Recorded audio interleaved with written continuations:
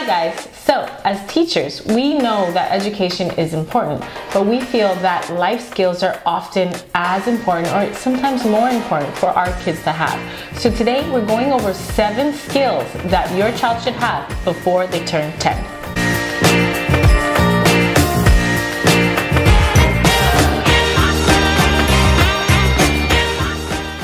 Hey guys, welcome back to Mommies of Jen. I'm Vanessa. And I'm Samantha. And we make videos on how to teach, love, and care for your kids. So if you're interested in videos like this, go ahead, hit subscribe, ring the bell so that you never miss one again.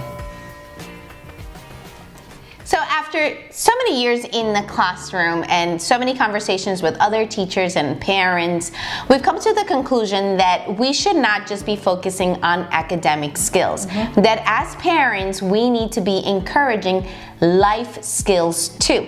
Having said that, we have 7 tips to help your child become more independent, to be self-sufficient, and these are definitely skills that they're going to be valued once they reach the workplace. So that brings us to tip number 1, which is basic house skills.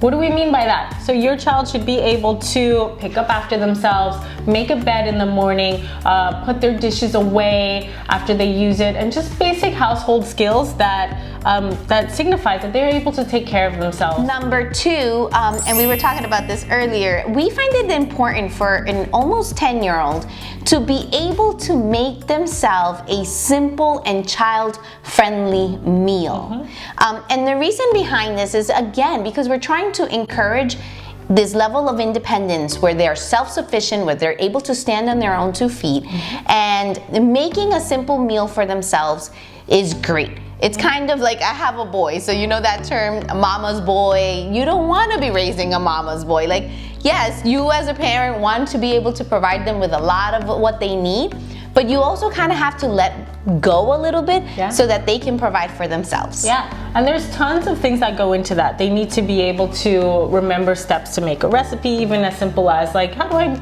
pour myself a bowl of cereal, right? Up until safety, right? How do I use a microwave safely? How do I use the stove safely if you trust and teach your child to do those things? Because those are things that are going to carry them a long way. So this next tip is one that rings so true to us as classroom teachers. We experience it and we talked about it in other videos, and that is for your child to have proper manners and even table etiquette, right? Yeah, so table etiquette is something that if I draw on my experience, I can really call on adults that don't have proper table etiquette, and some of it is cultural. We want to be mindful of that, but others are just not, right? Others are just like proper table etiquette and to respect those around you. And I think that having manners and being able to say good morning, please, and thank you, and excuse me, those things are super valuable and will carry your child a long way. Yeah, and then along the lines of table etiquette, knowing how to hold a fork the right way, how to hold your knife the right way, how to be presentable. If you go to a dinner with co-workers and your boss, you want to be able to eat the right way. That means chew with your mouth closed or get your elbows off the table. My father was actually very, very picky on that, and I kind of thank him today. And they were so picky that they signed me up for an etiquette class, which I think all parents at some point should sign up, because there are so many rules to follow that it will just increase your chances of looking good in front of a boss or just in any situation. My favorite one, definitely have to teach your kids hygiene and self-grooming. And this is a conversation that as middle school teachers and as high school teachers, we have to deal with this often. Unfortunately, sometimes there's a stinky kid in the class. Yeah, and you don't want your child to be the stinky kid in the class, because that brings along with it a whole bunch of problems and bullying that is just unnecessary and completely avoidable. Yeah, clean nails, these are things that we see on a daily basis that we end up having sometimes to address it with the counselors so that the counselors can address it with the children themselves. So you definitely want to teach hygiene and self-grooming.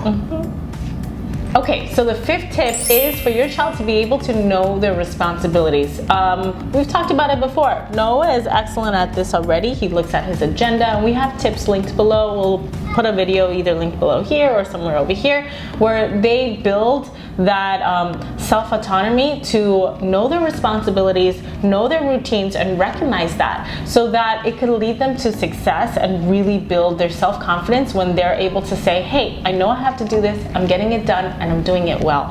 And that is incredible for your child to be successful and also for your child to build their own confidence. Another important skill that every child should have, or that they have to actually practice, is to learn how to take feedback, whether it's positive feedback or negative feedback. Every human being needs to know how to take that. Why? Because we're constantly getting feedback at work, and you have to know how to react to that feedback. It's not that people want to pick on you, it's just that they want you to improve. So having that understanding by constantly giving them feedback, even just involving them in after-school activities, sports, and all of these things, this is going to teach them this critical skill of learning how to take feedback and knowing how to apply the feedback to make changes. Which brings us to our last tip, and definitely not least, which is having the skill to speak up for themselves. So we talk about in this channel a bunch of things that are safety reasons that it's important for your child to be able to speak up to themselves, where they can be able to say like, hey mom, hey dad, something happened to me and I feel unsafe, or I didn't feel right when this happened, which we all are concerned about because that's the landscape that we live in, unfortunately, but also to be able to advocate for themselves and to fight for what they believe in. This is what's going to empower them to grow up into strong-minded individuals who are the people who are the leaders of tomorrow. So we encourage you to teach your child to speak up for themselves. All right, guys, so there you have it. Those are the 7 skills that every child should be able to have before turning 10. We want to know what you think about these. Are there any other skills that you try to teach or focus on your kids? Leave your comments below. Don't forget to subscribe, to ring the bell, and we'll see you again next time.